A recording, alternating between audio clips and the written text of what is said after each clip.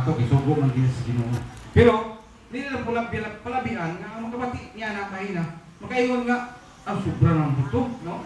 Basta muna na angay buhaton ingon nga nangalagat sa Ginoo. Sunod lamang gayon kita kuno sa mga kabuton nga ipahamutang, ipaabot o buhaton na to ingon nga nagpadayon ta sa pangalagat nito kaniya, no? Wala nga Gulong, doon naman kita yung mga pagantos, no? Isa siya sa gipakot ka na to. Ini mga punto, mga bersikulo, no?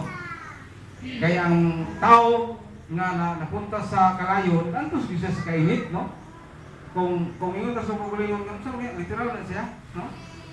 Sa itong kaya may karoon ng iso na, wala kumandang impirno, no? Wala mata sa impirno nga bahina. Pero doon na kita yung masinatian nga mga pagantos ka mo panahon na. So, pinabuhi, no? Kasi kita nga itong mga pakantos. Sabi gani, makantos ta sa itong mga anak. Kaya natin mga anak nga magkabadlong po. Natin mga anak nga musunod sila kukulingon nga musuhan. Kita po nga magilikanan. Masuko kita nila. Say, tungkol sa itong pagkasuko. Wala tayong mahunaan para sa ilahat tungkol sa itong kasuko. Minadang yung hato, no? Ito yung nga. Mga pisti mo, iyawa mo. Hindi na siya haton. Kaya sa naman, samot tayo na kasukuan ang kanimo, samot ang nahang pagbati nga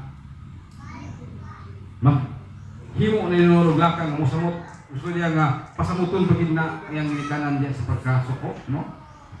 Diya to kaligayan nga na panahon na nga maka-encounter kita og mga Kristiyanan samtang napatan ning kalibutan. Pero pasalamat ta, no? Liyos sa satian nato nga mga Kristiyanan, no? Liyos sa mga satian nato kalba kayo kamo gaway ba? Lagi, aptan ginato nga kayuhan sa akong espiritual ng labahin. Kumayon kasi